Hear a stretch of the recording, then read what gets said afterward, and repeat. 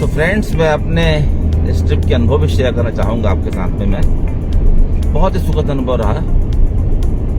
जो ट्रिप बनाते वक्त मैंने मेन हाईवेज को छोड़कर जो इंटरनल रोड चूज किए थे, उसका मुझे बहुत ही अच्छा अनुभव हुआ। पूरे रास्ते लस ग्रीन ब्यूटी, दोनों तरफ पेड़ों से लदे हुए रास्ते, आसपास की सीनरीज थी। मतलब जो मैं अपने देश को या लैंडस्केप का अनुभव करना चाहता था, वो वास्तव में I was experiencing that. Main highway पे ट्रकें चली जा रही, जैसे इस वक्त चला जा रहा हूँ मैं, तो रास्ते हैं उसमें कुछ देखने नहीं मिलता, कुछ होता नहीं है। लेकिन जो मैं अंदर रास्तों से गुजरा, जो गाँव से, छोटे छोटे प्लेसेस से, इतने ब्यूटीफुल रास्ते थे और हर लैंडस्केप, हर धरती अपना एक अलग नज़ारा पेश कर रही थी, एक अलग वाइब्स, अलग अनुभव कर रही थी वो, जिसे मैं बयान नहीं कर सकता। खाली बोलने में तो ये बोलूँगा, देखने में देखा पहाड़ है और झाड़ हैं रास्तों में लदे हुए, लेकिन बाप रे। तो एक तो मुझे ये बहुत अच्छा अनुभव हुआ।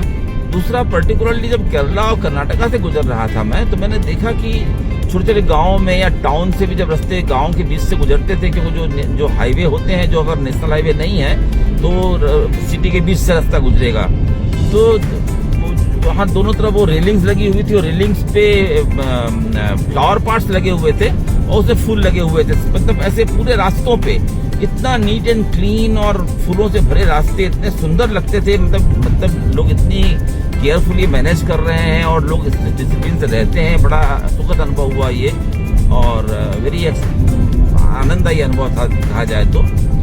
तीसरा, जो हमने वहाँ के जो साउथ के मंदिर देखे, मतलब इतने बड़े बड़े मंदिर, 20-20, 25-25 एकड़ में फैले हुए मंदिर, बड़े बड़े गोपुरम, मोनोलिथ स्टील से बने हुए 1000 पिलर्स के मतलब कि टेम्पल्स, मंडपम।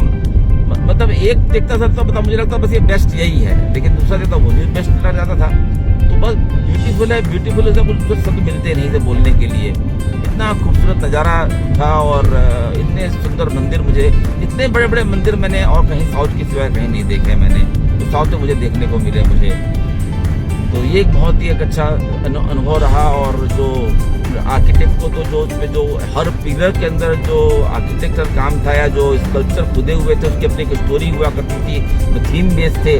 लेकिन मतलब उसमें समझता नहीं था, गाइड को रोकने का समय नहीं था। गाइड एक को समझाने के लिए 2 घंटे 3 घंटे लेते थे और उतना समय हाथ में नहीं था।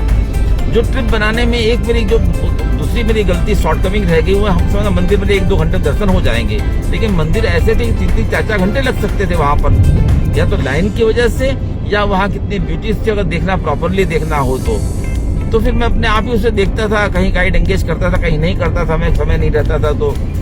लेकिन इतने ब्यूटीफुल टेम्पल्स मैंने कार्विंग वाले कहीं नहीं देखे। दूसरा, हम यूनेस्को हेरिटेज साइट में गए, उसका अनुभव एक अनोखा अनुभव था। 6वीं-7वीं शताब्दी के या 3-3 हजार पुराने साल के पहले का जो हमारा कल्चर रहा होगा, जो भव्यता रही होगी, वो देख के इमेजिनेशन करके ही दिमाग एक हमारी संस्कृति कितनी विकसित थी हमारी। और वो जो अनुभव था वो एकदम ही अलग ही तरह का अनुभव था। प्रिसाइसली बादामी में, जब भूतनाथ टेम्पल में थे, हम इवनिंग में गए, तो सच ए प्लेजेंट मेस्मराइजिंग एनवायरनमेंट था वो। लगता बस यहीं खो जाएं, यहीं बस जाएं, यहीं रह जाएं। इतना ही मतलब कि उसे रोमांचक, रोमांटिक, जो भी वर्ड यूज करना हो कर सकते हैं, लेकिन बहुत ही शानदार अनुभव रहा।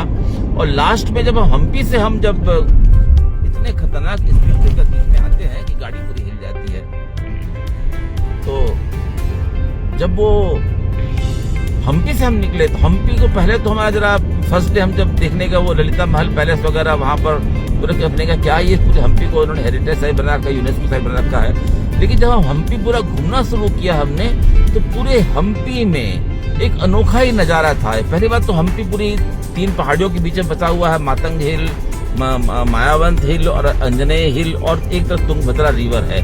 और जो वहाँ के जो माउंटेन्स हैं पूरे रॉक्स हैं, पूरे रॉक और ग्रीनरीज का संगम। और पूरे हम्पी में मतलब कि अवशेष, भग्नावशेष बिखरे पड़े हुए हैं हमारे कल्चर, आर्किटेक्चर के, और जो संस्कृति उन्नत रही होगी वो जो हम्पी बाजार हमने वहाँ देखी, जो आज जो म्यूनसिपालिटी मार्केट बनती है, छोटी छोटी शॉपें रहती हैं, ऐसी वो हम्पी बाजारों की दुकानें लगी हुई थी वहां पर। ठीक है, आज वो ऑपरेशनल नहीं थे, खाली वो स्ट्रक्चर रह गया था। लेकिन सोच सकते हैं कि उस जमाने में लोग को न ताला था न चाबी लगाते थे, सोने चांदी की दुकानें रहती थी, खुली छोड़ के चले जाते थे। क्या मतलब हमारी उस वक्त की मानवता, संस्कृति, मानवीयता रही होगी, ये सोच करके ही हम मतलब की कल्पना नहीं कर सकते हैं कि हम आज के युग में जी रहे, वो युग कैसा रहा होगा। जो 14वीं सेंचुरी में जो वर्ल्ड ट्रेड का सेंटर था, मतलब विजयनगर साम्राज्य की और जो चालुक्य साम्राज्य की, और हमारे मतलब देश की विक्रमादित्य का भी साम्राज्य देख रहे हम, तो मतलब कितना उन्नत हमारा वो भारत का संस्कृति थी और काल था हमारा। ये हमें देख के बड़ा ही आश्चर्यचकित और बड़ा गौरव फील हुआ हमें, जो हमें इसका एक्सपीरियंस हमें हुआ। और दूसरी बात हमें जो अनुभव हुआ, वो लोग वहाँ के बहुत ही सीधे, बड़े ही कोऑपरेटिव लोग मुझे मिले।